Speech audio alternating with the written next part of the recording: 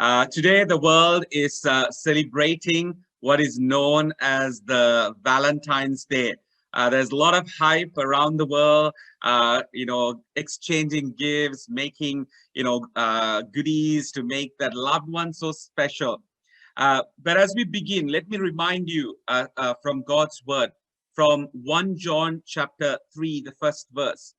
And it mentions that, see what great love the Father has lavished on us, that we should be called children of God. And that is what we are. See what great love the Father has lavished on us, that we should be called children of God. And that is what we are. ஒன்று யோவான் 3வது அதிகாரம் 1வது வசனம் இப்படியாக கூறுகின்றது. நாம் தேவனுடைய பிள்ளைகள் என்று அழைக்கப்படுவதினாலே பிதாவானவர் நமக்கு பாராட்டின அன்பு எவ்வளவு பெரிதென்று பாருங்கள். இந்த நாளிலும் உலகம் பூராகவும் இந்த வேலண்டைன்ஸ் டே கொண்டாடும் பொழுது நாங்கள் ஒரு கூட்டமாக தேவனுடைய அன்பை ருசி பார்த்தவர்களாய், தேவனுடைய வசனம் கூறுகின்றபடி நாங்கள் தேவனுடைய பிள்ளைகள் என்று நாங்கள் அழைக்கப்படுவதினாலே பிதாவானவர் நமக்கு பாராட்டின அன்பு எவ்வளவு பெரிதென்று. இந்த நாளிலும் நாங்கள் தேவனை ஆராதிக்க வந்திருக்கும் இந்த நேரத்தில் ஒரு விசை நாங்கள் அவரது அன்பை நாங்கள் சற்று சிந்தித்து பார்ப்போமா? As we come together to worship this God who loves us, this God who calls us his children, let's pause for a moment and look inward and ask that question, God, how much do you love me? He loves us so much. Let's be thankful for his love. And let's just pause for a moment before we begin. And let's just commit this service into God's gracious hands.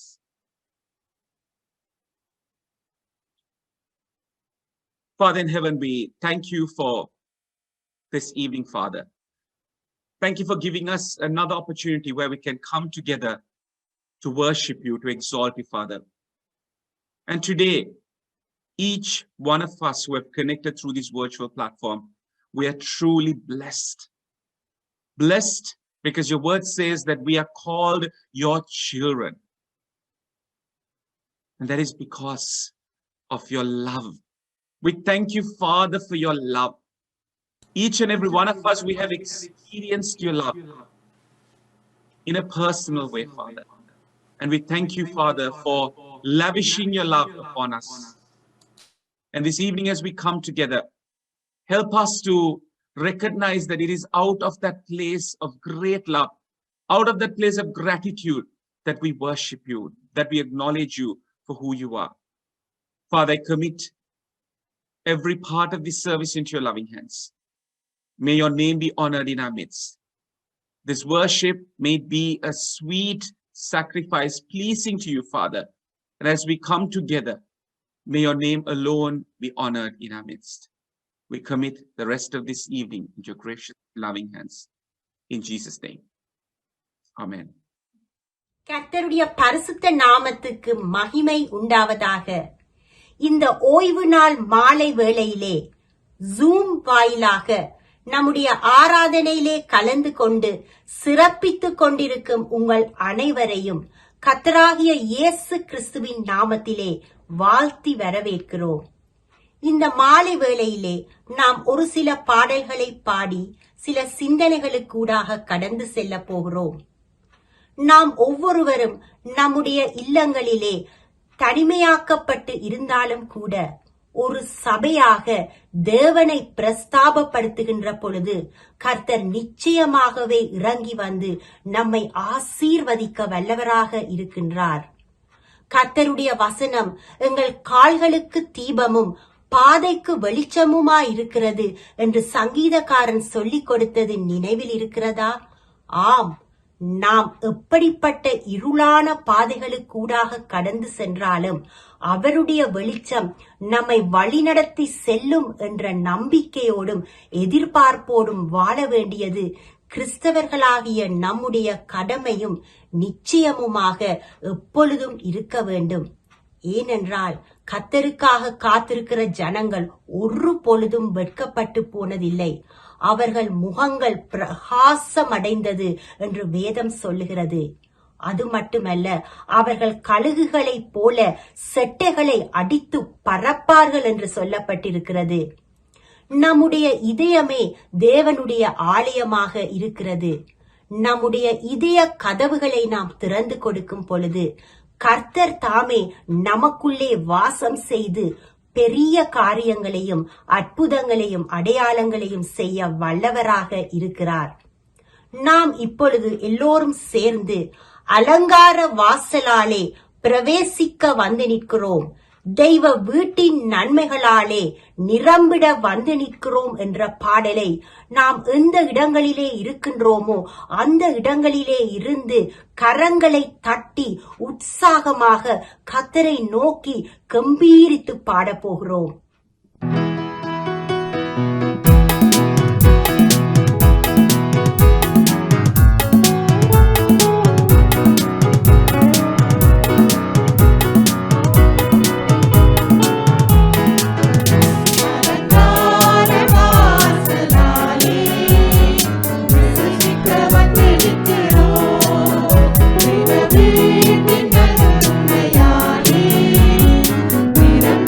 வந்து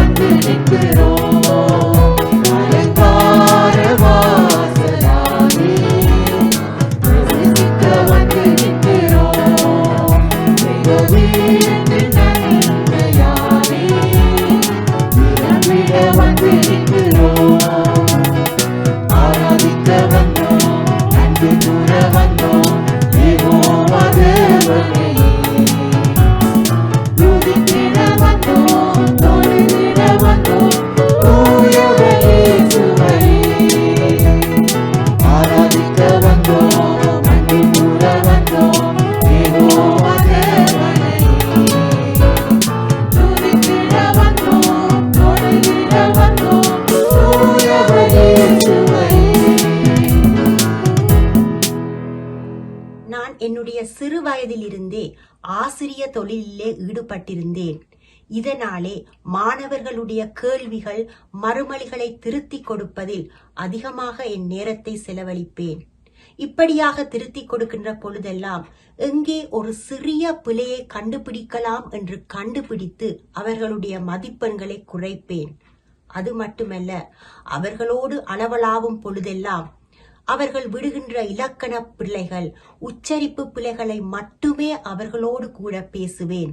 இப்படியான என்னுடைய பழக்கம் கல்லூரியில் மட்டுமல்ல, வெளியிடங்களிலும் பரவ ஆரம்பித்தது. மற்றவர்கள் செய்கின்ற சிறிய தவறுகளும் பிழைகளும் என்னுடைய கண்களுக்கு பெரிதாக புலப்பட ஆரம்பித்தது. ஆனாலும் நாளடைவிலே நான் வேத படிப்புகளுக்கு ஊடாக சென்ற பொழுது கர்த்தர் என்னோடு பேசினார். நான் இம்மட்டு காலமாக செய்த தவறுகளை எனக்கு சுட்டி காட்டினார். ஆம், நம்மில் அநேகர் மற்றவர்களிடம் இருக்கின்ற நற்குணங்களை நாங்கள் பாராட்ட மறந்து விடுகிறோம். கர்த்தர் என்னோடு பேசின பிற்பாடு என்னிடத்திலே ஒரு பெரிய மனமாற்றம் ஏற்பட்டது. முன்பெல்லாம் நான் மாணவர்களிடையே பேசுகின்ற பொழுது, நீங்கள் 5 கேள்விகளை பிழையாக எழுதினபடியால் 5 மதிப்பெண்களை குறைத்து விட்டேன் என்று சொல்லுவேன். ஆனால் இப்பொழுதோ, நீங்கள் 5 கேள்விகளுக்கு சரியாக விடை கொடுத்தபடியால் நான் 5 மதிப்பெண்களை உங்களுக்கு கூட்டிக் கொடுக்கிறேன் என்று சொல்ல பழகிக்கொண்டேன். ஆம், இதை குறித்து வேதாகமத்திலே என்ன சொல்லப்பட்டிருக்கிறது தெரியுமா? திக்கற்றவர்களை தேற்றுங்கள், பலவீனரை தாங்குங்கள், எப்பொழுதும் சாந்த குணமுள்ளவராய் இருங்கள், தீமைக்கு தீமை செய்யாமல் நன்மை செய்ய நாடுங்கள் என்று சொல்லப்பட்டிருக்கிறது. ஆம், நாம் இன்றைய தினத்திலிருந்து மற்றவர்களுக்குள்ளே புதைந்து கிடைக்கின்ற நற்குணங்களை பாராட்டும் பொழுது நம்முடைய வாழ்க்கையிலும் ஜெயமும் வெற்றியும் சந்தோஷமும் சமாதானமும் இனிதாக மலரும் என்பது அதிக நிச்சயமல்லவா? நாம் எல்லோரும் சேர்ந்து ஜெயம் கொடுக்கும் தேவனுக்கு கோடி கோடி ஸ்தோத்திரம், வாழ்வளிக்கும் என் ராஜாவுக்கு வாழ்நாளெல்லாம் ஸ்தோத்திரம் என்ற பாடலை நன்றியுள்ள உள்ளத்தோடு உற்சாகமாக கைகளை தட்டி பாடுவோமா?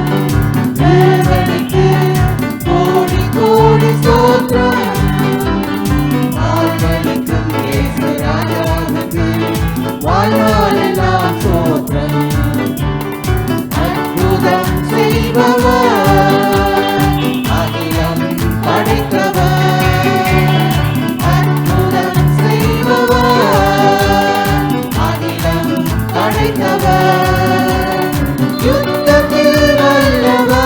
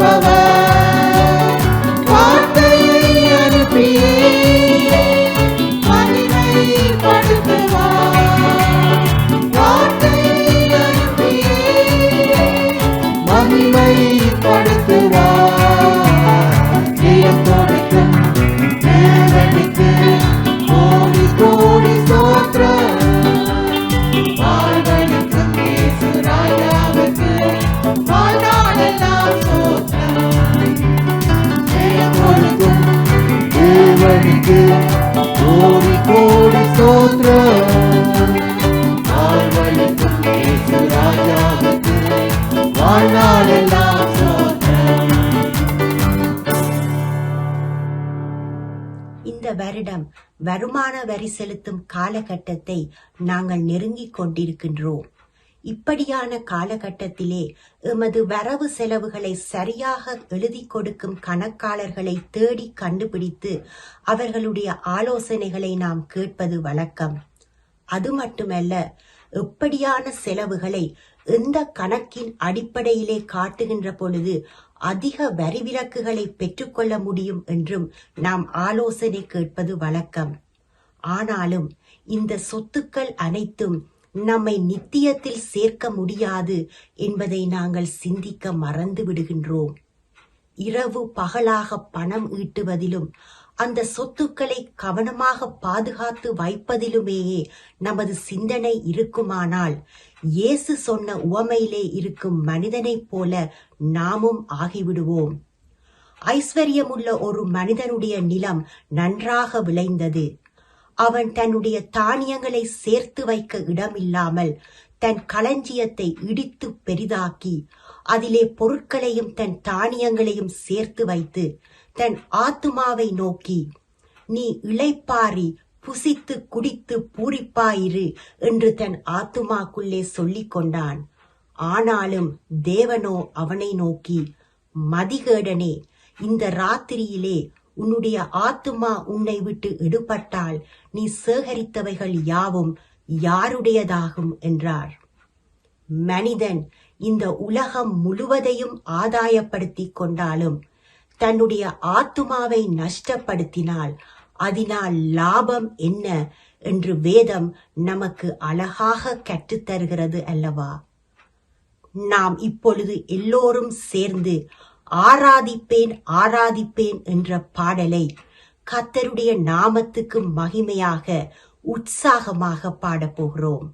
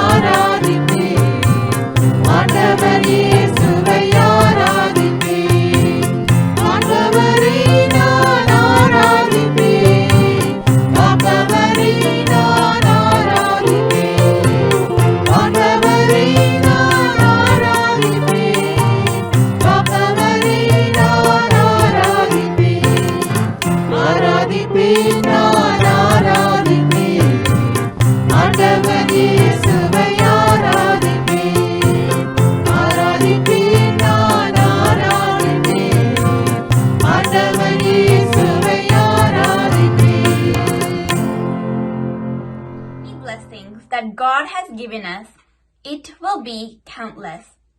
Let love and faithfulness never leave you. Bind them around your neck. Write them on the tablet of your heart. Do we bear witness? Do we give thanks to the Lord? Psalm 107 says, "Give thanks to the Lord for his unfailing love and his wonderful deeds." What do we count and value as wealth in our life?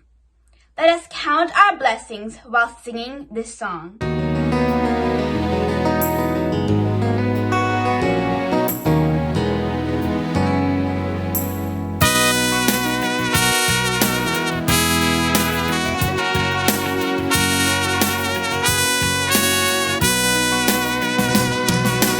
When our moonlight billows, you are tempest tossed.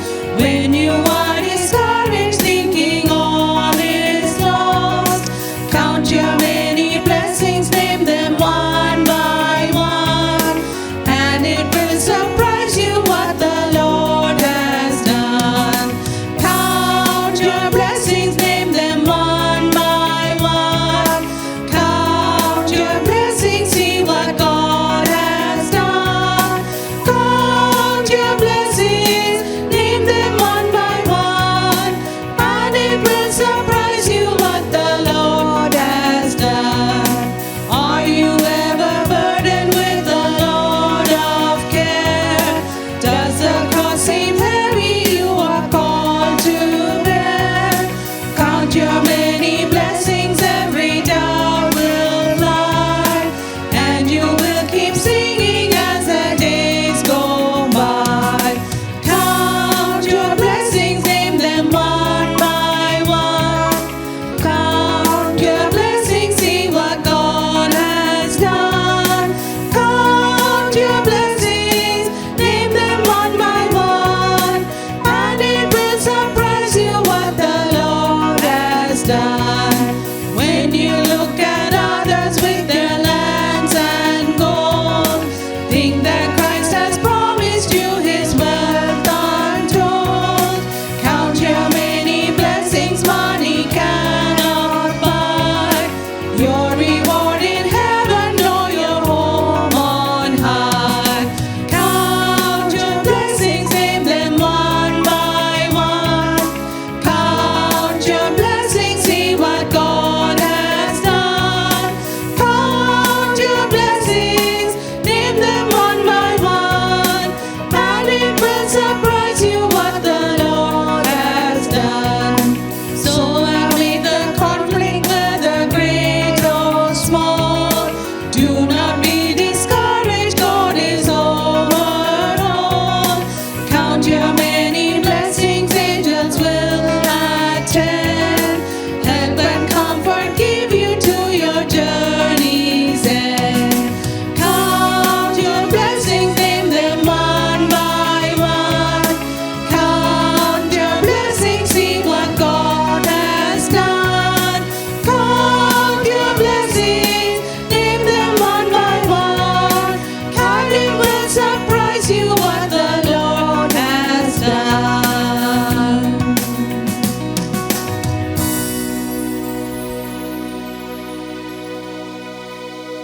Father in heaven, hallowed be your name. Jesus, thank you for this wonderful day. Thank you for being with us so far. We trust you with every single fiber of our being. Help us to live by faith and not by sight, Lord. Make our heart as white as snow. Jesus, make our path straight, Lord. Jesus, we thank you for today's online worship session.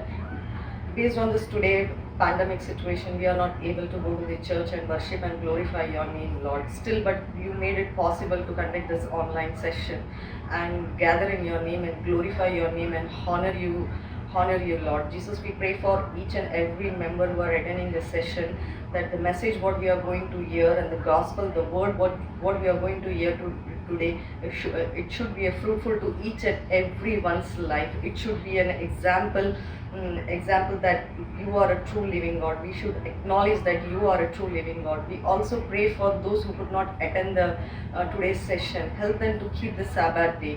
Help them to keep the Sabbath day, Holy Lord. 6 days we shall labor. 7th day is your day, Lord.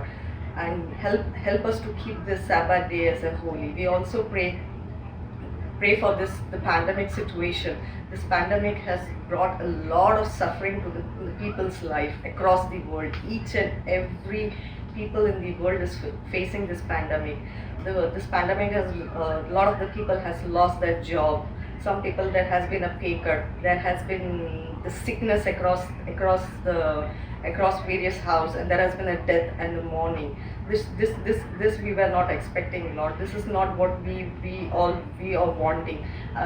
We are no one to ask you as why this has been happening, but yes, Lord, this should come to an stop. Yes, this pandemic should come to an stop, and this is possible at your will, Lord. And nothing is impossible. At your will, you can make it possible. This can be stopped by the vaccination. Help to roll out the vaccination without any side effects. Each and every individual should receive the vaccination without any side effects, so that this pandemic come to a stop and each and every individual lead a normal life. This pandemic has impacted the life in a various way. Let everybody come back to their normal life, and you can make it possible. Nothing is impossible with you, Lord. Ask, you shall receive. Seek, you shall find. And knock, and the door shall be opened unto you, Lord. We are knocking the door. We are knocking the door in faith, Lord. Open the door. So shall we receive it in faith, Lord. We are waiting. We are your child, Lord. Please. And also we pray for the family, the two church member who entered in your glory, Lord, but still they live in your presence, Lord. We also pray for the family members, the close relatives, friends. Their life changes, but still that's not an end. Give them the required strength, and your presence is required. Give them all the support what they needed.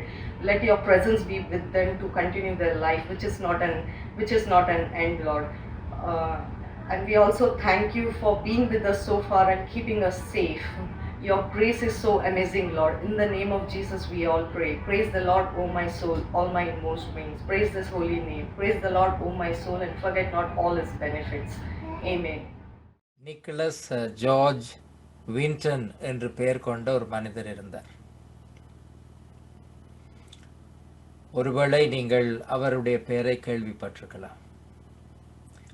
Nicholas George வின்டன். அவர் வாழ்ந்த காலம் 2வது உலகப் போர் நடைபெற்று கொண்டிருந்த காலம். German நாட்டு அரசாங்கம் பலரை இந்த கேஸ் சேம்பரில் போட்டு கொலை செய்த காலம். யூத மக்கள் பலர் கைதிகளாக பிடிக்கப்பட்டு சிறையிலே போடப்பட்ட காலம். பலர் கொலை செய்யப்பட்ட காலம். அந்த மனிதருடைய மனதிலே ஒரு கேள்வி வந்தது. What am I doing as a person in this world? நான் இந்த உலகத்திலே ஒரு மனிதராக என்ன செய்து கொண்டிருக்கிறேன்? இந்த கேள்வி ஒருவேளை எங்களுடைய வாழ்க்கையிலே எங்களுக்கு வந்த ஒரு கேள்வியாக இருக்கலாம். அல்லது ஒருவேளை நாங்கள் இதை யோசித்து பார்க்காதவர்களாக கூட இருக்கலாம். Have you ever thought in your life, why am I living in this world as a person? நான் ஏன் இந்த உலகத்திலே வாழ்ந்து கொண்டிருக்கிறேன் என்ற கேள்வி உங்களுடைய வாழ்க்கையிலே ஏதோ ஒரு நேரத்திலே, எப்போதாவது ஒரு நேரத்திலே வந்திருக்கிறதா? இந்த மனிதருடைய கேள்வி வந்தது நூற்றுக்கணக்கான ஆயிரக்கணக்கான மக்கள் கொலை செய்யப்படுகிற போது, சிறு குழந்தைகள் கேஸ் சேம்பரிலே போட்டு மரணம் அடைகிற போது நான் என்ன செய்து கொண்டிருக்கிறேன்? Can I do something? அவர் ஒரு அரசியல்வாதி கிடையாது.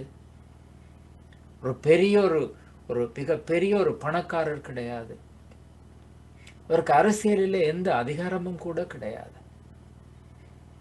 அவர் யோசித்தார், என்னாலே செய்யக்கூடிய ஏதோ ஒரு காரியம் இருக்கிறது என்று சொன்னால், இந்த அநியாயமாக மரணத்தை சந்திக்கிற இந்த பிள்ளைகளில் சிலரையாவது என்னால் காப்பாற்ற முடியுமா?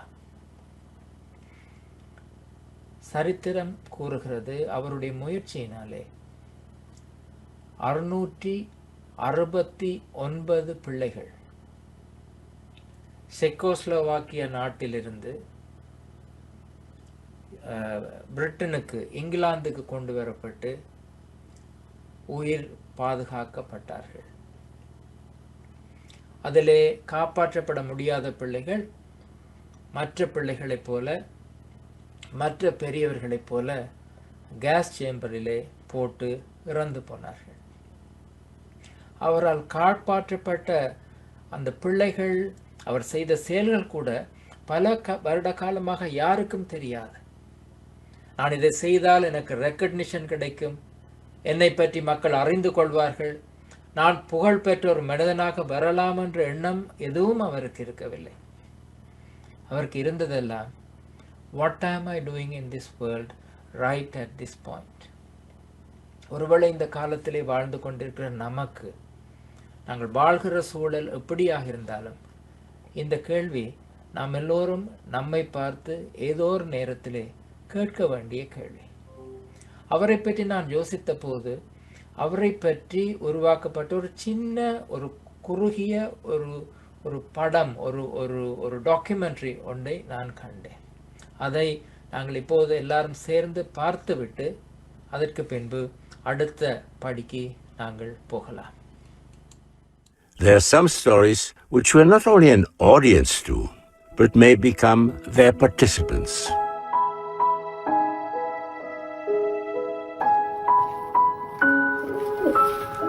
Nikki's story came out by accident after this scrapbook surfaced after gathering dust for decades. Once it did, though, it set about a whole chain of incredible events. That's me before I left for England. But until 1988, I had no idea who had rescued me from all but certain death.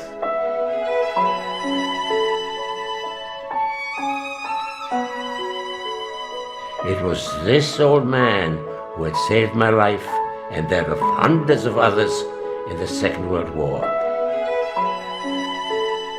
Yet for 50 years, we knew nothing about him. In the Grenfell Baines, and I'm one of the children that Sir Nicholas Winton saved. Sir Nicholas lives here in Maidenhead, and I'm at the Cox Green School to tell the children my story. All this happened in 1939, and that makes me quite an old lady. But at that time, I was 9.5. My sister and I found ourselves at the railway station, where with a number of other children, we were leaving to go to England. All the children had to wear labels, and this is the label that was hanging around my neck. But to be able to leave the country, we had to have special permits. And this is the permit that was got the British Committee, children in Prague, and then on the back you've got the German permit that we're allowed to leave the country. We were very lucky. The rest of the family were taken away to a concentration camp, to the gas chambers. And 15,000 children in Czechoslovakia died in concentration camps. If Nicky Winton hadn't organised those trains, I would have probably died. Here I am with 668 other children that represent the lives that he had saved.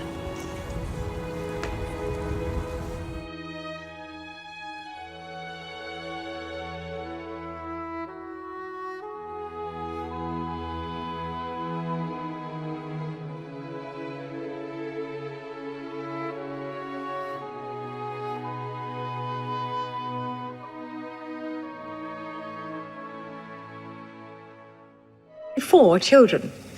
This is his scrapbook.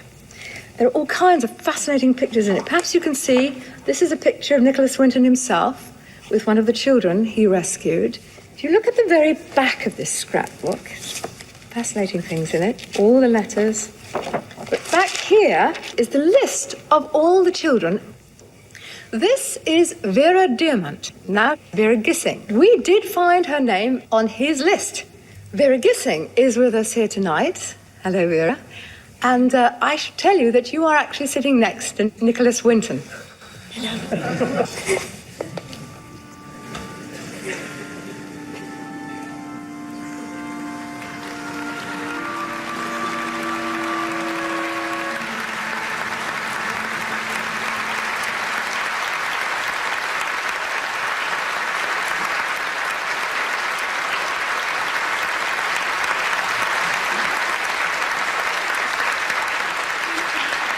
you. I wore this around my neck, and this is the actual pass that we were given to come to England. And I'm another of the children that you saved.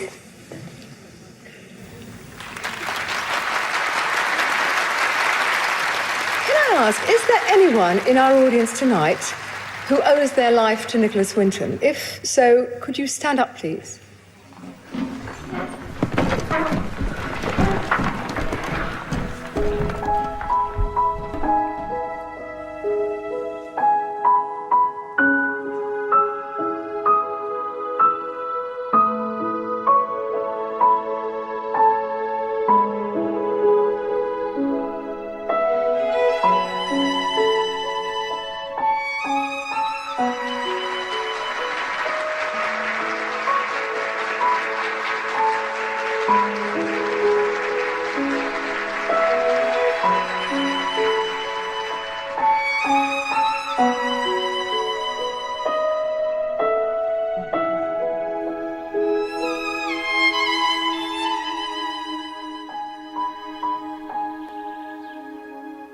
எங்களுடைய வாழ்க்கையிலே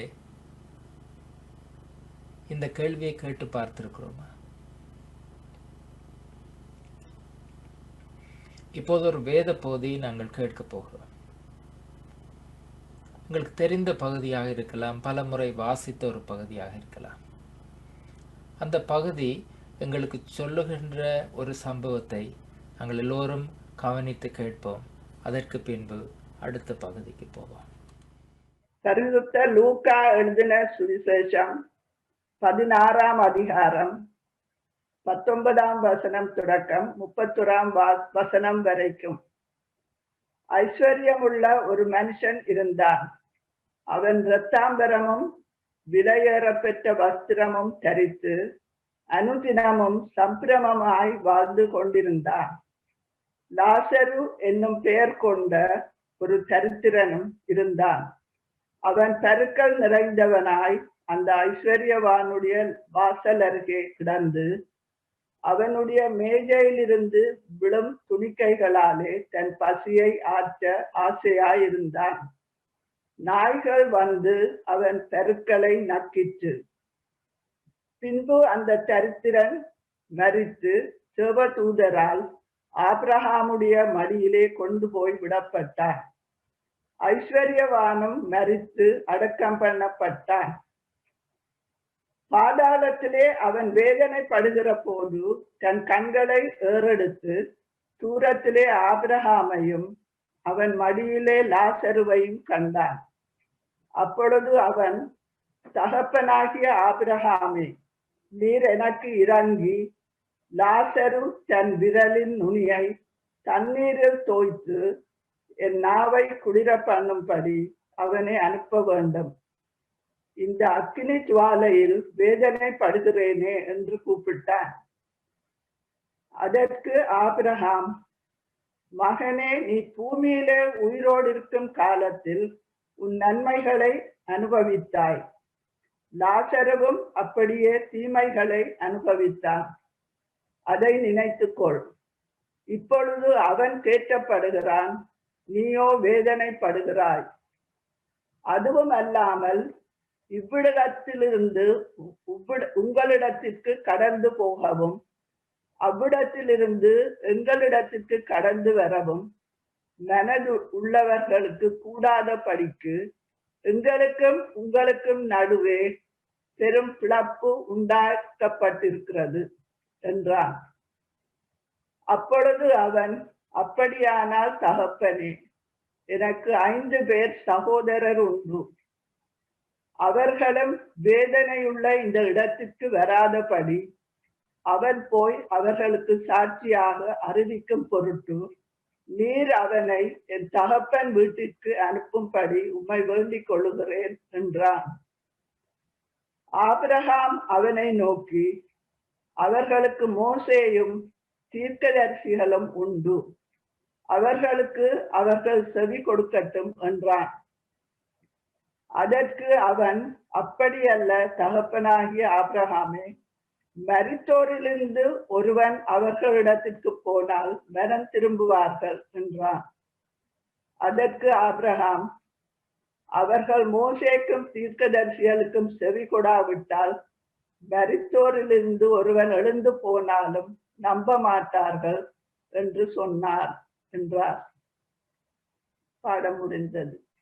கிறிஸ்துவுக்கே மகிமை உண்டாவதாக. இந்த கதை ஒருவேளை நீங்கள் கேட்ட தெரிந்த ஒரு சம்பவமாக இருக்கலாம். There was a rich man and a poor person named Lazarus. ஒரு பணக்கார மனிதன் இருந்தான். அவருக்கு வீட்டுக்கு பக்கத்திலே ஒரு ஏழை மனிதன் ஒருவன் வாழ்ந்து கொண்டிருந்தான். பணக்காரராக இருப்பதிலே எந்த தவறும் கிடையாது. பணத்தினாலே வருகின்ற சந்தோஷங்களை அனுபவிப்பதிலும் எந்த பிரச்சனையும் கிடையாது. அந்த பணக்கார மனிதன் தன்னுடைய வீட்டிலே சந்தோஷமாக இருந்தான். அவனுக்கு வீடு இருந்தது. ஒருவேளை வேலை செய்வதற்கு அந்த காலத்திலே இருப்பது போல நிறைய வேலைக்காரர்கள் இருந்திருப்பார்கள். எல்லா விதமான வசதிகளும் இருந்தது.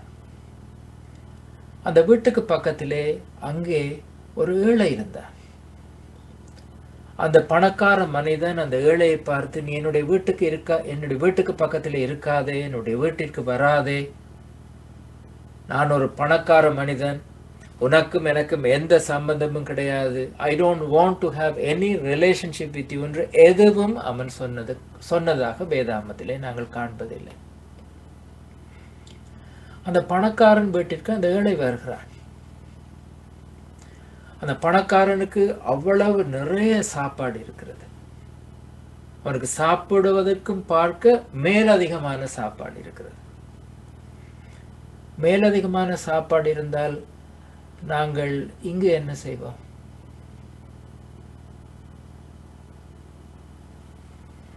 முந்தியும் இது ஒரு முறை சொல்லி இருக்கிறேன். அதை பெண்ணிலே போடுவோம். அந்த பெண்ணிலே போடுகின்ற சாப்பாட்டை வெறும் பயன்படுத்த முடியாது. எங்களுக்கு தெரியும், கனடா நாட்டிலே உணவு எறியப்படுகின்ற அதிகூடிய உணவு எறியப்படுகின்ற நாடுகளிலே ஒரு நாடாக கனடா இருக்கிறது. இந்த மனிதனுடைய மேசையிலும் நிறைய சாப்பாடு இருந்தது. சாப்பிடுகிற நேரம் அவ்வளவு அதிகமான சாப்பாடு இருந்ததுனால நீங்கள் யோசித்து பாருங்கள், எங்களுடைய பிளேட்டிலே நாங்கள் நிறைய சாப்பாடை போட்டுக்கொண்டு வருகிறோம். பிளேட்டில் நிறைய சாப்பாடு இருந்தால் சாப்பிடுகிற நேரம் அந்த பிளேட்டை சுற்றி சாப்பாடு கீழே கொட்டும். இந்த மனிதனுடைய மேசையிலே நிறைய சாப்பாடு, அதிகமான சாப்பாடு, a lot of food. ஆகவே சாப்பிடுகிற நேரம் அந்த சாப்பாடு கீழே எல்லாம் கொட்டுகிறது. அந்த சாப்பாட்டை அந்த ஏழை மனிதன் சாப்பிடுகிறான். ஒருவேளை மேசைக்கு பக்கத்திலே உட்கார்ந்து அந்த கீழே கொட்டிய சாப்பாட்டை சாப்பிட்டானோ, அல்லது அவர்கள் வேண்டாம் என்று சொல்லி வெளியே கொண்டு போய் பின்னிலே எறிந்த சாப்பாட்டை எடுத்து சாப்பிட்டானோ எங்களுக்கு தெரியாது. கீழே சிந்திய அந்த சாப்பாட்டை இந்த மனிதன் சாப்பிட்டான். இதை போல பல, ஒருவேளை கனடாவிலே இல்லாமல் இருக்கலாம், பல நாடுகளிலே இருக்கிறது. சாப்பாடு அதிகமாக போய்விட்டது என்று எறிகிற சாப்பாட்டை, ஹோட்டல்களிலே அதிகமான சாப்பாடு என்று சொல்லி வெளியே போடப்படுகின்ற சாப்பாட்டை நம்பி வாழுகிற எத்தனையோ பேர் இருக்கிறார்கள். இந்த பணக்காரன், நான் ஆரம்பத்திலே சொன்னது போல, எந்த தடையும் அவனுக்கு கொடுக்கவில்லை. I am a rich person, you are a poor person, therefore there is no connection between you and me. எதுவும் அவன் சொன்னது கிடையாது. பணக்காரன் இறந்து போகிறான், ஏழை மனிதனும் இறந்து போகிறான்.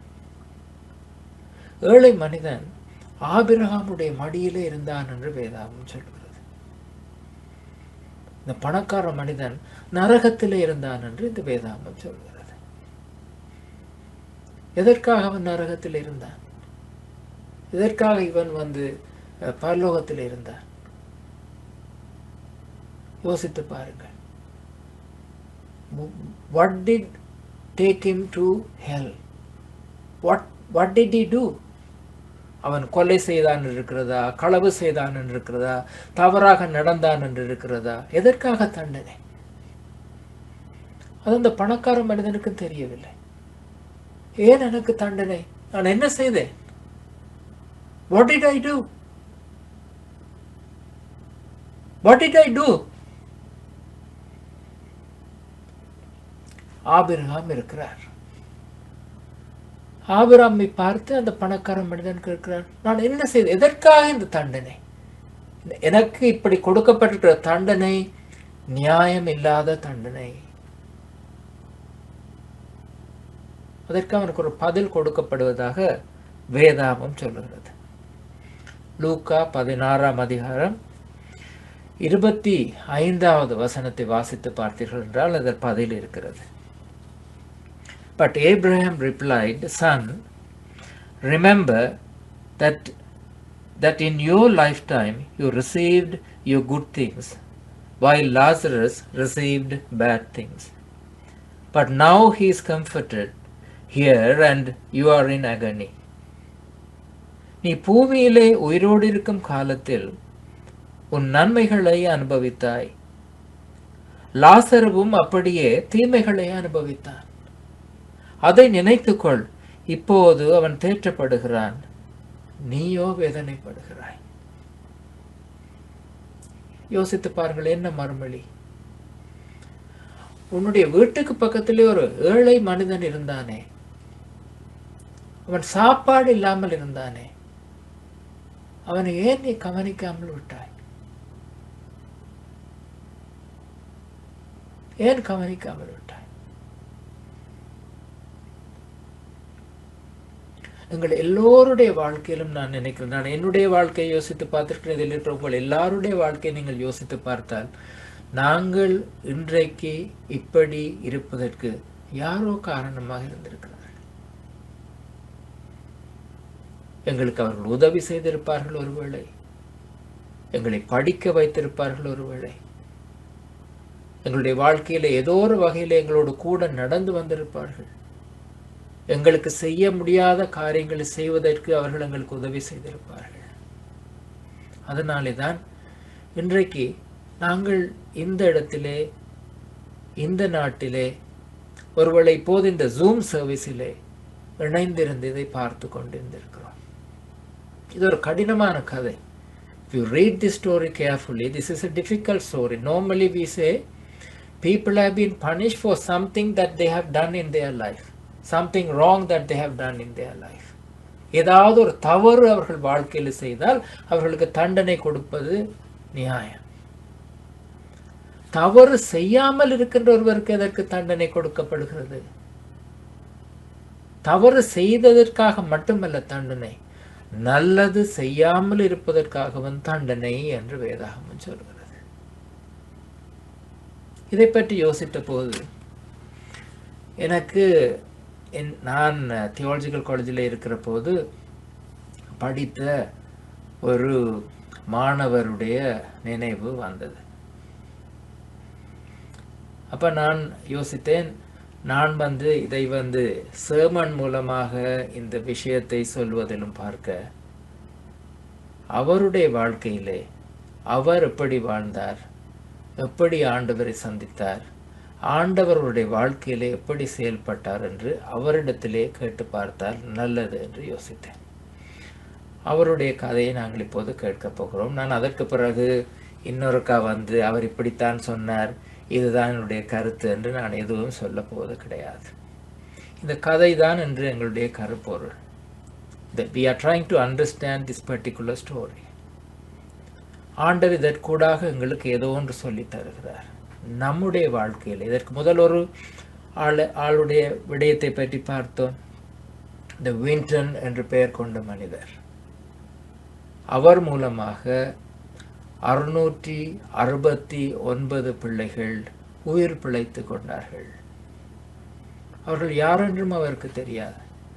அன்றைக்கு அந்த பிபிசி அவர்கள் எல்லாரையும் அழைத்து அவர்களை ஒன்றாக கூட்டி அவரையும் அழைத்து அந்த நிகழ்ச்சியை நடத்தினதால தான் அவர் கண்டாரே தவிர அவருக்கு யார் பிள்ளைகள், அவர்கள் எங்கு இருக்கிறார்கள், எப்படி வாழ்ந்து கொண்டிருக்கிறார்கள் எதுவும் தெரியாது. ஆனால் அவருக்கு மனதிலே வந்த கேள்வி, நான் இந்த உலகத்திலே வாழ்ந்து கொண்டிருக்கிறேன், என்னுடைய வாழ்க்கை கருத்துள்ளதாக பயனுள்ளதாக வாழ ஆண்டவர் என்னை ஏதாவது வகையிலே பயன்படுத்த விரும்புகிறாரா? நான் இந்த உலகத்திலே வாழ்ந்து கொண்டிருக்கிறேன், நீங்கள் எல்லோரும் வாழ்ந்து கொண்டிருக்கிறீர்கள். ஒருவேளை அந்த பணக்கார மனிதனை போல நாங்கள் ஆண்டவருடைய சமூகத்திலே, ஆண்டவரே ஏன் எனக்கு இந்த தண்டனை? அவருடைய வாழ்க்கையில் எத்தனையோ சந்தர்ப்பங்கள் கொடுக்கப்பட்டது, எத்தனையோ வகையிலே நல்ல காரியங்களை செய்வதற்கு ஆண்டவர் நம்முடைய வாழ்க்கையிலே சந்தர்ப்பங்களை கொடுத்தார். நாங்கள் தவறு செய்யவில்லை, நன்றாக வாழ்ந்தோம், என்னுடைய ஆவிக்குரிய வாழ்க்கை நன்றாக இருந்தது, நான் ஒழுங்காக கோயிலுக்கு போனேன், நான் நன்றாக வேதம் வாசித்தேன், நன்றாக ஜெபம் செய்தேன், ஆவிக்குரிய வாழ்க்கையிலே பலமுள்ள ஒரு வாழ்க்கை வாழ்ந்தேன். ஆனால் என்னுடைய வாழ்க்கையை நான் பயன்படுத்தாமல் இருந்தேன். எனக்கு தெரிகிறது எத்தனையோ இடங்களிலே எனக்கு தேவை இருக்கிறது என்று தெரிகிறது, ஆனால் நான் அதை பயன்படுத்தவில்லை. Son, remember that in your lifetime you received your good things, while Lazarus received bad things. But now he is comforted here and you are in agony. நீ பூமியிலே உயிரோடு இருக்கும் காலத்தில் உன் நன்மைகளை அனுபவித்தாய், லாசருவும் அப்படியே தீமைகளை அனுபவித்தான். அதை நினைத்துக்கொள். இப்போது அவன் தேற்றப்படுகிறான், நீயோ வேதனைப்படுகிறாய். அந்த இன்னும் ஒரு உண்மையான கதையை, சம்பவத்தை கேட்டு பார்ப்போம். அத்தோடு இந்த ஆராதனையை நாங்கள் முடிவுக்கு கொண்டு வருவோம். அருள், உன்னுடைய கதையை ஒரு 10 நிமிடத்தில் எங்களோட பகிர்ந்து கொள்ள முடியுமா என்று செபிப்போதகர் கேட்ட பொழுது, என்னுடைய கதையை நான் எங்கே ஆரம்பிக்கிறது எங்கே முடிக்கிறது என்று முடியாத ஒரு திண்டாட்டம் எனக்குள்ளே இருந்தது. ஏனென்று சொன்னால், இதுதான் முதல் தடவை திடீரென்று ஒருவர் என்னுடைய கதையை கேட்பது. அது நேரம் எனக்கு இந்த கதை சொல்லியும் பெரிதாக பழக்கவும் இல்லை. ஆனாலும் என்னை பற்றி சொல்ல கேட்டபடினால அது என்னுடைய கதை தான். எனவே நான் பெருசாக மெருகூட்டி வடிவமைத்து சொல்ல வேண்டிய அவசியம் இல்லை என்று எனக்கு தோன்று இதை நான் சொல்கிறேன். எல்லாருடைய வாழ்க்கையிலையும் எங்களுடைய கதையை நாங்கள் பார்க்கிற பொழுது ஏதாவது ஒரு ஆரம்ப புள்ளி இருக்கும். அது நாங்கள் பிறந்திலிருந்து எங்களுக்கு தெரியாது எங்களுடைய கதை. எனவே என்னுடைய கதை நான் நினைக்கிற ஒரு 16-17 வயதில் தான் என்னுடைய கதையை நான் ஆரம்பிச்சிருக்கிறேன். சிந்திக்க நான் யாரென்று ஒரு 16-17 வயதில் நான் ஹாஸ்டலில் படித்து விட்டு வீட்டுக்கு லீவில் வருகிற பொழுது ஒரு ஞாயிற்றுக்கிழமை ஒரு ஆலயத்துக்கு போயிருந்தேன். நான் சேர்ச்சுக்கு போய் ஆலய ஆராதனை முடிந்த பின்பு ஒருவர் வந்து இன்னும் ஒரு பெயரை சொல்லி, என்னுடைய பெயரை சொல்லாமல் வேறு ஒரு பெயரை சொல்லி, எப்படி அம்மா சுகமாக இருக்கிறார், நானும் நல்லம்மென்று சொன்னேன். பிறகு அவர் இன்னும் ஒரு அதை சொன்ன அதே பேரை திரும்பவும் சொல்லி, எப்படி அப்பா சுகமாக இருக்கிறார், அப்பா சுகமாக இருக்கிறார் அப்படி என்று கேட்டவுடன் எனக்கு ஒரு யோசனை, என்னடா இது, எனக்கு அப்பா இல்லையா, அப்பா இறந்து 7 வயதுலேயே அப்பா இறந்து விட்டார். ஏன்னா எனக்கு ஒரு யோசனை. நான் உடனடியாக அப்படியே நேர வீட்டுக்கு போனேன்னா அம்மாட்ட சொன்னேன், இப்படி கதைச்சு கொண்டிருக்கலாம், அம்மா இப்படி ஒரு 2 வந்து ஆலய முடிய இப்படி அம்மாவை பற்றி கேட்டு ஒரு அப்பா அப்படி சுகமாக இருக்கிறாரான்னு சொல்லி கேட்டார். இந்த பேரை சொல்லி என்ன கேட்டது எனக்கு ஒரு குழப்பம். அம்மா அப்போ தான் சொன்னார், தம்பி மகன், உன்ன மாதிரி உனக்கு ஒரு தம்பி இருந்தவன். அவன் என்னுடைய வாழ்க்கையில் ஏற்பட்ட சூழ்நிலையினால், கஷ்டத்தின் நிமித்தம், எதிர்பாராத பிரச்சனைகள் நிமித்தம் நான் அவனும் உங்களிடத்திலிருந்து பிரிக்க வேண்டிய சூழ்நிலை ஏற்பட்டு விட்டது. ஆனால் யாரிடத்தில் உன்னை தம்பி வளர்ந்தானோ அவர் தான் உன்னையும் கொண்டு போய் கிறிஸ்தவ இல்லத்தில் நாங்கள் வாழ்க்கையில் என்னுடைய தகப்பன் பொறுப்பேற்று நடந்தபடியினால் ஏற்பட்ட சூழ்நிலையால் உன்னை கொண்டு போய் கிறிஸ்தவ இல்லத்திலையும் சேர்த்தவர் அவர்தான். எனவே நான் 5 வயது இருக்கின்ற பொழுதே கல்முனையில் இருக்கின்ற கிறிஸ்தவ இல்லத்தில் நான் சேர்க்கப்பட்டிருக்கிறேன். பிறகு நான் யோசித்து பார்க்குற பொழுது நான் பவளியம்மா, அந்த காலத்தில் இருந்த பவளியம்மாவோடு இருந்த நாட்கள், அவரோடு அந்த பட்டங்கள் செய்து விட்ட நாட்கள், பின்பு சிஸ்டர் மெலச்சின்னி அவரோடு அந்த பாடல்கள் சொல்லித்தந்த காலங்கள் ஞாபகத்துக்கு பிறகு வந்தது. இப்படி 5 வயதில் கிறிஸ்தவ இல்லத்தில் ஆரம்பித்த வாழ்க்கை, பின்பு அங்கிருந்து கல்முனையிலிருந்து அக்கரப்பத்து சென்று அக்கரப்பத்திலிருந்து திருக்கோயில் வரை என்னுடைய மெதரிஸ்த ஆண்கள் இல்லத்தில் என்னுடைய வாழ்க்கை தொடர்ந்தது. நான் ஓலெவல் பரீட்சை எழுதி 6 மாதங்கள் நாங்கள் அகதி முகாம்களில் இருந்து தான் எங்களுடைய ஓலெவல் பரீட்சை எழுதி பின்பு ஏலவலை படித்து அந்த அகதி வாழ்க்கை வாழ்ந்த வாழ்க்கை மற்றும் என்னுடைய ஆண்கள் விடுதியில் வாழ்ந்த வாழ்க்கை ஆண்டவரை பற்றி நிறைய அறிந்து மற்றும் ஆண்டவருடைய வார்த்தைகளை அறிய எனக்கு ஒரு வாய்ப்பை தந்திருந்தது. இதனால் ஏற்பட்ட மாற்றங்கள், பின்பு நான் ஏலவல் படித்து விட்டு மட்டக்களப்புக்கு என்னுடைய சொந்த ஊருக்கு நான் வந்த பொழுது அங்கிருந்த திருச்சபையோடு வாலிபரோடு சேர்ந்து பணிகளை நான் செய்ய ஆரம்பித்த பொழுதுதான் ரூபன் போதகரோடு இணைந்து நான் பல பணிகள், அவர் எங்கு போனாலும் அவரோடு சென்று ஊழிய பாதையில் ஈடுபட்ட பொழுது அவருக்கூடாக நான் இந்த முழு நேர ஊழியத்துக்கு என்னை அர்ப்பணித்தேன். நான் ஏலவல் படித்து நான் பல்கலைக்கழகம் செல்லக்கூடிய வாய்ப்புகள் இருந்த பொழுதும் நேரடியாக நாங்கள் ஊழியத்துக்கு அழைப்பு என்னுடைய உள்ளத்தில் ஏற்பட்டபடியினால் ஊழியத்துக்கு நான் என்னை அர்ப்பணித்தேன். அம்மாவிடத்தில் நான் முழு ஊழியத்துக்கு போகிறேன் அம்மா என்று சொன்ன பொழுது அவர் ஊழியத்தின் தாற்பயத்தை எந்தளவு புரிஞ்சு கொண்டாரோ தெரியாது. சில வேளைகளில் ஒரு சாதாரண தாயாக நான் ஒரு மூத்த ஆம்பளை பிள்ளையாக இருந்தபடியினால் நிச்சயம் ஒரு கற்பனை கோட்டையை வைத்திருக்கலாம், நான் அவரை பார்ப்பேன், தன்னுடைய கஷ்டமெல்லாம் போயிடும் என்று. ஆனாலும் அவர் சரிமனே நீ ஊழியத்துக்கு போன்னு சொல்லிவிட்டார். பின்னர் நான் 97ஆம் ஆண்டில் இலங்கை இறையல் கல்லூரிக்கு வந்து என்னுடைய படிப்பை முடித்து அந்த நாட்களில் ஜெவி போதகர் நான் இங்கே வந்த பொழுது எங்களது விரிவுரையாளராக இருந்து எங்களை படிப்பித்தது நீ ஞாபகம் இருக்கு. Still I can remember the subject that he was teaching. We were able to learn many things from their exemplary life. அதே பின்பு 4 வருஷங்கள் படித்து முடித்து அப்புறம் கிழக்கு மாகாணத்தில் போய் 5 வருடங்கள் பணியாற்றினோம். அந்த நாட்களில் தான் அந்த சுனாமி ஏற்பட்டு மற்றும் அந்த விடுதலை புலிகள் மத்தியில் ஏற்பட்ட பிளவுகள், அந்த இடத்துல ஏற்பட்ட பலவிதமான பணிகள், மிகவும் கடினமான அனுபவங்களை எங்களுடைய ஊழிய வாழ்க்கையில் கொண்டு வந்தாலும் அதற்கு பின்பு தொடர்ந்து நாங்கள் அடுத்த 5 வருடம் கிரான் கிழக்கு மாகாணத்தில் இருந்து பருத்தித்துறைக்கு வடமராட்சியில் வடபகுதியில் 5 வருடங்கள் பணி செய்தோம். அது கடைசி யுத்த காலமாக இருந்தது. அந்த நாட்களிலே நாங்கள் கடந்து சென்ற அனுபவங்கள் பயங்கரமான அனுபவங்களாக இருந்தது. ஆனால் இன்னும் நிறைவாக ஆழமாக கடவுள் ஊழியத்தில் காலடிகளை பதிக்க வேண்டிய சூழல் ஏற்பட்டது. ஆனாலும் நாங்கள் திருப்பணியை செய்து கொண்டிருக்கிற பொழுது படிக்கிற வாய்ப்புகளும் கடவுளுங்களுக்கு கொண்டு வந்தவரும். அந்த நேரத்தில் திருப்பரவை தலைவராக இருந்த எபனேசர் ஜோசப் போதகர் ஒரு நாள் கால் பண்ணி சொன்னார்கள், ஜெர்மனியில் உனக்கு இப்படி மாஸ்டர்ஸ் ப்ரோக்ராம் செய்கிறது வாய்ப்பு இருக்குது, போக முடியுமா? எனவே நான் அந்த ஊழியத்தை செய்து கொண்டிருக்கிற பொழுதே யாழ்ப்பாணத்திலிருந்து நான் என்னுடைய 5 வருடங்களை முடித்த பின்பு ஜெர்மனியில் சென்று 2 வருடங்கள் என்னுடைய மாஸ்டர்ஸை முடித்து விட்டு நாங்கள் திரும்ப கொழும்பில் எங்களுடைய பணிகளை தொடர்ந்து கொண்டிருந்த பொழுது ஞாபகம் இருக்க ஒரு முறை மீண்டும் ஜெபி போதகர் கால் பண்ணி சொன்னார், அருள் இப்படி உடனடியாக உனக்கு ஒரு இமெயில் அனுப்பியிருக்கிறேன், உடனடியாக பார்த்து பதிலை சொல்லுண்டு.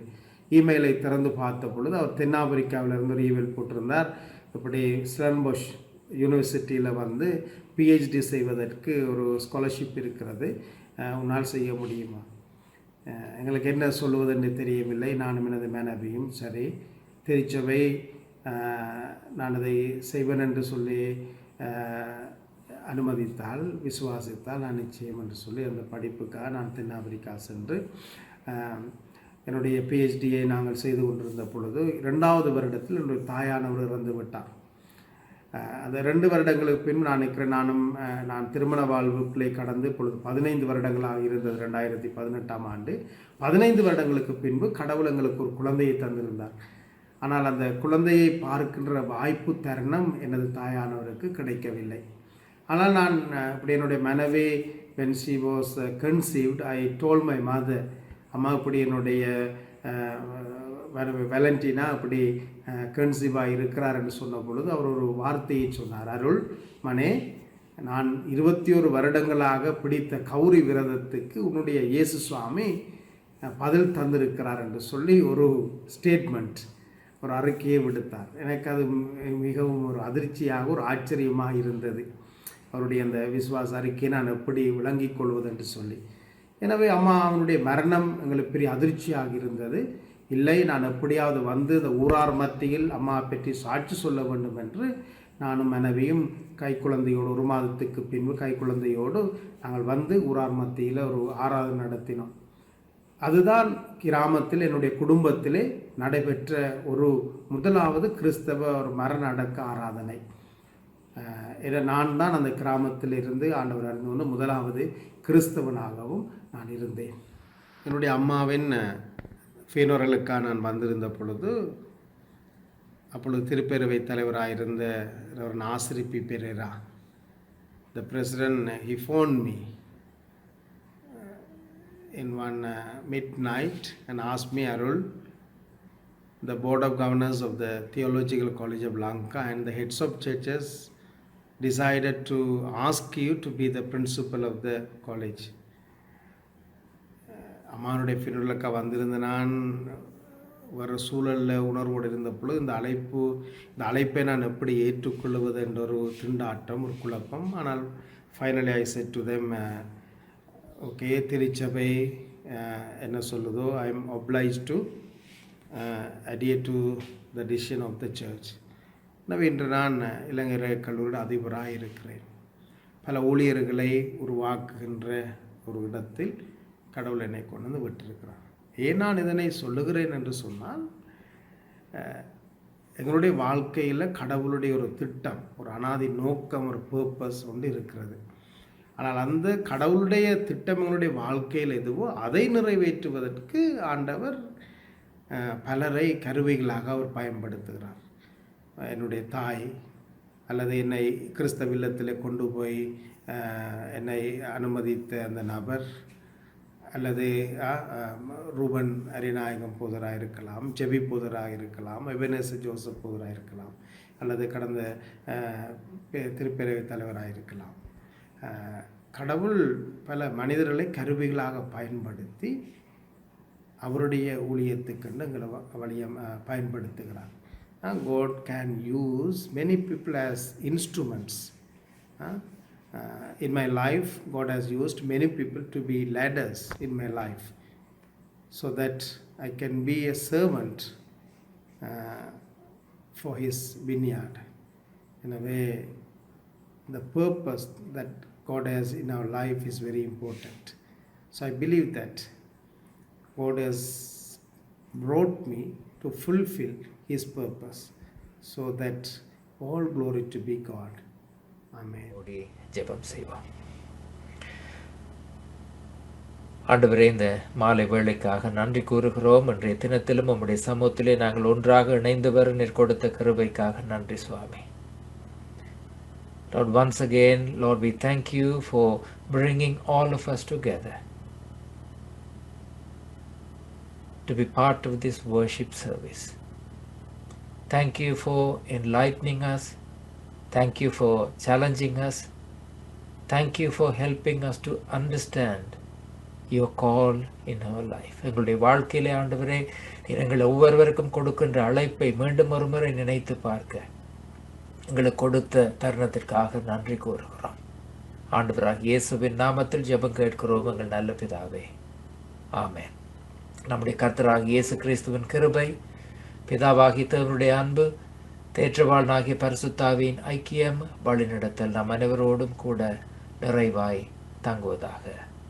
ஆமென். என் ஆத்மாவே கர்த்தரை ஸ்தோத்திரி, என் முழுள்ளமையோடைய பரிசுநாமத்தை ஸ்தோத்திரி. என் ஆத்மாவே கர்த்தரை ஸ்தோத்திரி, அவர் செய்த சகல உபகாரங்களை மறவாதே. ஆமென்.